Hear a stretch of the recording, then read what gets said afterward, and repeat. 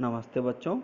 आज आप कक्षा 10 में वाच्य जिन्हें अंग्रेजी में वॉइस कहते हैं उनके बारे में पढ़ेंगे आप, जिसमें वाच्य क्या होते हैं, क्रिया के जिस रूप से ये पता चले कि वाक्य में क्रिया का मुख्य कर्ता कर्म है, भाव है, उसे वाच्य कहते हैं। वाक्य 3 प्रकार के होते हैं: कर्तवाच्य, कर्मवाच्य, भाववाच्य। वाच्य कितने प्रकार के होते हैं? 3। और आपने उदाहरण देखा है इसमें। जैसे उदाहरण हम देखते हैं। पहला कर्तृवाच्य का उदाहरण है, नीलिमा गा रही है, अमित पढ़ रहा है। तो यहाँ पे जो वाच्य है वो किसका उदाहरण है? ये कर्तृवाच्य का है। अब है कर्मवाच्य। कर्मवाच्य में जिन वाक्यों में कर्म की प्रधानता होती है वो कर्मवाच्य कहलाते हैं।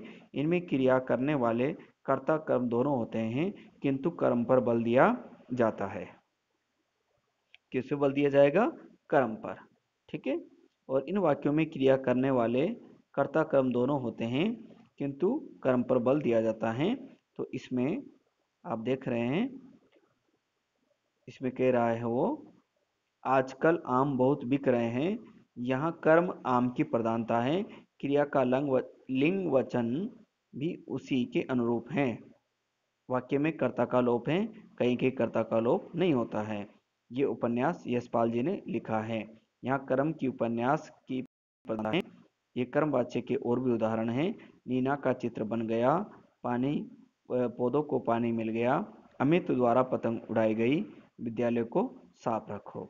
अब आपने अभी पढ़ा, इसमें क्या पढ़ा? वॉइस, उसमें वाच्य। अब देखिए यहाँ पे सुनैना चूड़ियां खरीद रही है। इस वाक्य में कर्ता सुनैना की प्रधानता है। चूड़ियां बिक रही है, इस वाक्य में कर्म चूड़ियों की प्रधानता है। उससे चूड़ियां खरीदी नहीं जाती, इस वाक्य में भाव की प्रधानता है। तो आपने कर्तृवाच्य पढ़ लिया, कर्मवाच्य पढ़ लिया। अब हम पढ़ेंगे भाववाच्य। कौन सा पढ़ेंगे? भाववाच्य। कौन सा पढ़ेंगे? भाववाच्य। जिन वाक्यों में वक्ता का केंद्र बिंदु भाव होता है, जो क्रिया से प्रकट होता है, ऐसे वाक्यों में भाववाच्य होता है। इनमें कर्म तो होता है, किंतु उसका उल्लेख नहीं होता। गगन से पढ़ा नहीं जाता, मुझसे और गया नहीं जाता, दादी जी से चला नहीं जाता। तो इन वाक्यों में क्रिया का मुख्य भाव है, इसलिए ये भाववाच्य हैं। अब है वाच्य का परिवर्तन। कर्तृवाच्य से कर्मवाच्य बनाना। कर्तृवाच्य से कर्मवाच्य बनाते समय निम्न बातों का ध्यान रखा जाएगा। कर्तृवाच्य की मुख्य क्रिया को सामान्य भूतकाल में बदल दो। क्रिया को कर्म के अनुसार प्रयोग करो।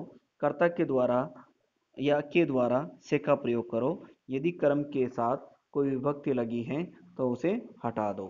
तो यहाँ पहला उदाहरण है कर्तृवाच्य, मीना गीत गाती है, उसको कर्मवाच्य में बदला, मीना से गीत गाया जाता है। माँ ने बेटे को सुलाया, माँ के द्वारा बेटे को सुला दिया गया। घोड़ा घास खाता है, घोड़े के द्वारा घास खाई जाती है। कर्तृवाच्य से भाववाच्य बनाना। कर्तृवाच्य से भाववाच्य बनाते समय निम्न बातों को ध्यान में रखा जाएगा। कर्ता के बाद से जोड़ने का से सामर्थ्य का भाव प्रकट होता है। भाववाच्य में क्रिया हमेशा एक वचन अन्य पुरुष अकारांत रूप में होती है। भाववाच्य का प्रयोग अधिकतर असमर्थता प्रकट करने के लिए होता है।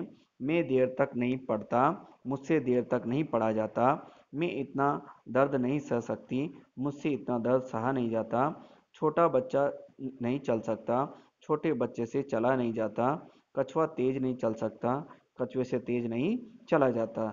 एक बार फिर से, क्रिया के जिस रूप से ये पता चले कि वाक्य में क्रिया का मुख्य विषय कर्ता है, कर्म या भाव है, उसे वाच्य कहते हैं। और वाच्य 3 तरह के होते हैं: कर्मवाच्य, कर्तृवाच्य और भाववाच्य।